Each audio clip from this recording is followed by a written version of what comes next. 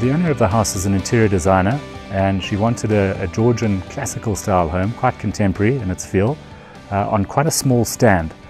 It is a very young garden. It's only a year old now, so a lot of the trellis structures in particular still have creepers creeping up them, and I anticipate probably in 2 to 3 years' time that we'll have coverage on top of those. But significantly, the house, as I said, belongs to an interior designer. So a lot of the outside is bought, or the inside is bought outside and the outside is bought inside. Huge glass windows that you can open fully, glass doors, and really bring the garden into the sort of interior spaces of the house. So there's actually not a lot of space in this motor court over here, and we wanted something that was high impact as you arrived. We chose these Buxus balls, which we actually brought from her previous property, and they're transplanted, thankfully. But instead of doing just a normal clipped hedge, I felt that the balls really would add something to the front over here, just in terms of layering. And it also it creates what sets you up for what's going to happen in the rest of the garden, which we'll show you shortly. The simplicity of the motor court is testament that less is often more. The architecture of the house asks to be supported and not upstaged.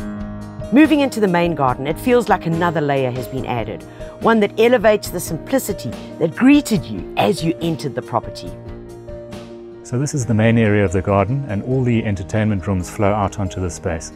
As I said, it's quite a small garden in comparison to the house, and significantly on this side of the house we could borrow views from the neighbours next door. They've got huge plane trees, and by planting a pittosporum hedge to hide the boundaries, your eye actually goes over the hedge straight up into these beautiful big trees. So it feels like the trees are part of this garden, which they aren't.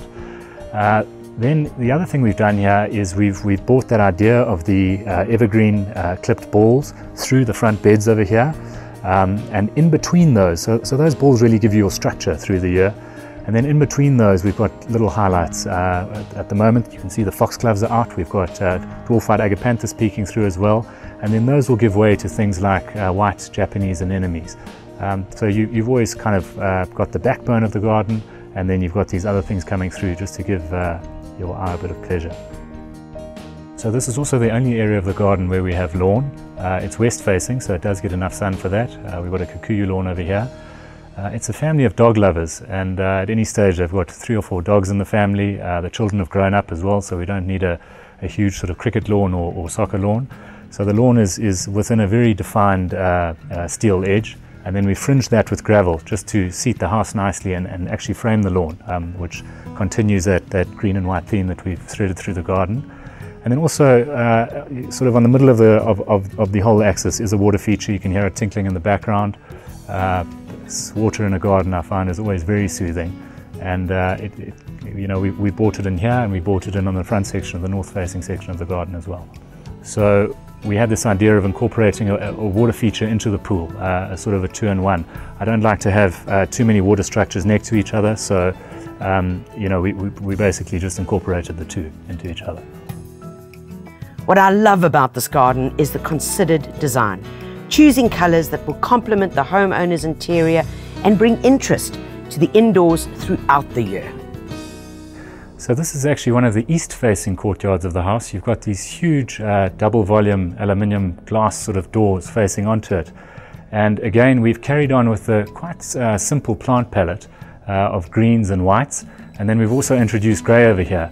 And as I said, the garden's only a year old. These silver birches will take time to grow, but in time they'll form a loose canopy, and you'll see the white stems will be a sort of a big feature from inside the house that you'll look onto.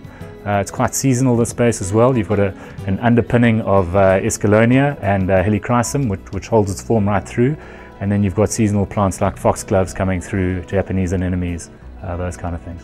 So the other thing the space provides is a walkway through to the roof garden, which is up those stairs. And the roof garden is really a space where they grow their herbs and vegetables. It's obviously very hot, exposed to the sun up there. But also, because it's not seen from the rest of the garden, it doesn't really need to read in context with it. So she has got some picking flowers up there, some roses, some geraniums as well. And you can tuck those away up there because you don't see them from the other spaces.